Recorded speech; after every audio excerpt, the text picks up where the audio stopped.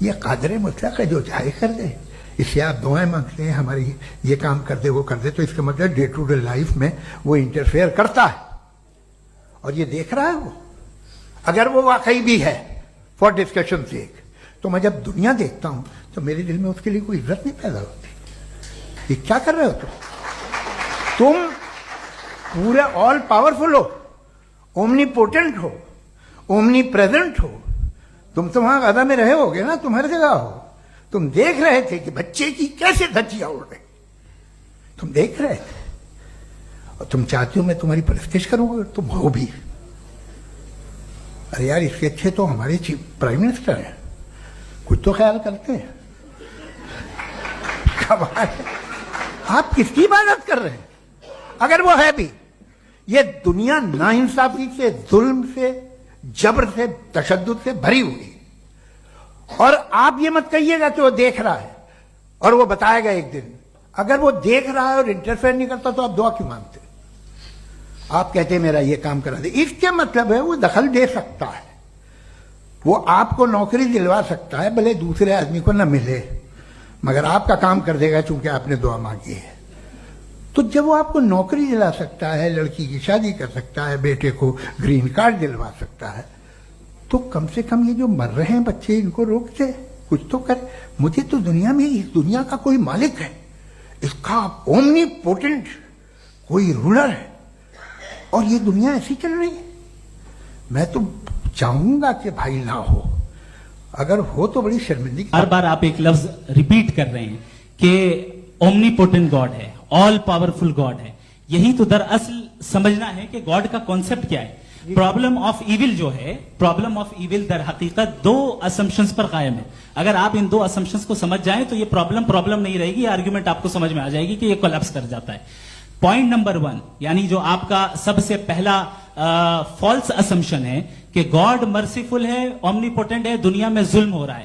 لیکن آپ کو یہ سمجھنا چاہیے کہ ہمارے ورلڈ ویو کے مطابق گاڈ صرف اومنی پوٹنٹ اور صرف مرسیفل نہیں ہے، بلکہ وہ آل وائز بھی ہے اور وہ آل نوئنگ بھی ہے. اس کے ہر کام کے پیچھے حکمت اور وزڈم ہے. یہ کوئی ضروری نہیں ہے کہ وہ حکمت اور وزڈم آپ کو سمجھ میں آئے یا مجھے سمجھ میں آئے. اگر آپ جو سمجھ رہے ہیں اس کے مطابق آپ فیصلہ کر رہے ہیں، یہ لمیٹڈ پرسپیکٹو سے آرگیومنٹ ہے. اور اس چیز کو ہم اپنی دنیا میں، اپنے لائف میں، ڈیلی لائف میں اس پرنسپل کو ایکسپٹ کرتے ہیں. ہم جب کسی ڈاکٹر کے پاس جاتے ہیں، ڈاکٹر کے پاس جا کر وہ اگر اس نے ہمیں کوئی دوائی دی ہے تو ہم یہ تو نہیں کہتے کہ جب تک آپ کے پاس جتنا نالج اور جتنا وزڈم نہیں ہے آپ نے کیوں یہ دوائی دی ہے، تب تک ہم اس چیز کو ایکسپٹ نہیں کریں گے. نہیں کہتے، ہم اس کی اتھارٹی کو تسلیم کرتے ہیں. کیوں؟ کیونکہ اس کی ہم جانتے ہیں کہ وہ نالجبل ہے، وہ وزڈم والا ہے، ہم سے زیادہ نالج اور ہم سے زیادہ وزڈم ہے. بتائیں سر. ڈاکٹر میں اور خدا میں بڑا ڈفرنس ہے.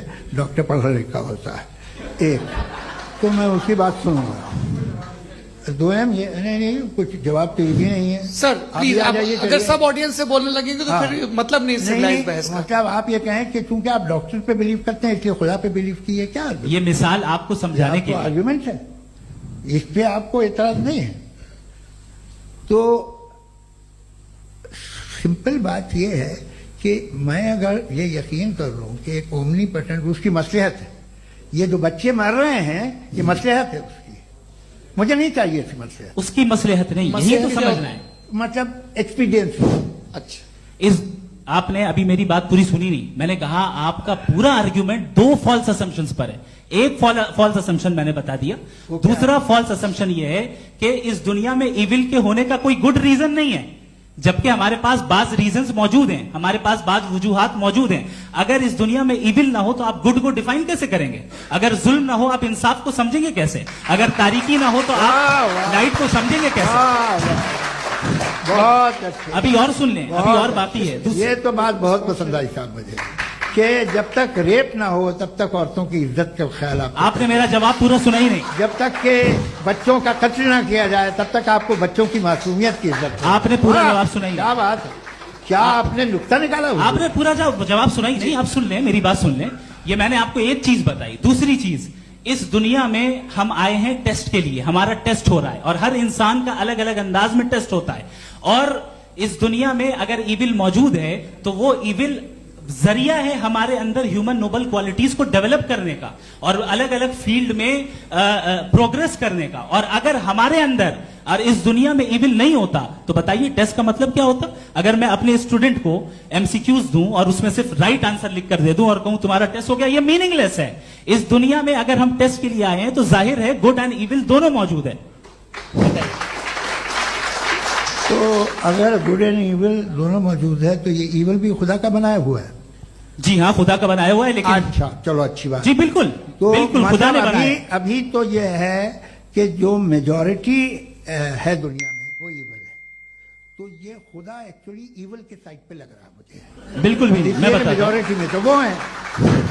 क्या बात कर रहे हैं भाई आप? मैं बहुत कोई भी जो मुंसिफ होगा, चाहे आपका अपना घर हो जिसके आप सबसे बड़े हैं, चाहे आपकी ऑर्गेनाइजेशन हो जो आप चलाते हैं, वहां पर आप इविल रखेंगे साबित करने को कि बाकी लोग शरीफ हैं? मेरी बात सुनिए। क्या ये आर्ग्यूमेंट ही गलत है? अगर कि जब तक के कोई इविल नहीं होगा तब तक के शरीफ आदमी शरीफ नहीं लगेगा। अगर एग्जामिनर गलत ऑप्शन दे रहा है तो एग्जामिनर इविल नहीं हो गया, जो गलत ऑप्शन को सेलेक्ट कर रहा है वो फेल होगा।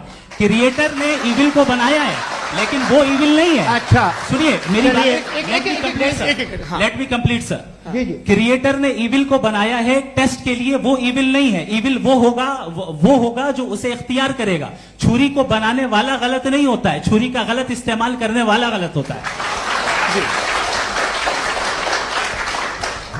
रेप को कैसे गलत इस्तेमाल करते हैं? रेप इंसान के फ्री विल का नतीजा है।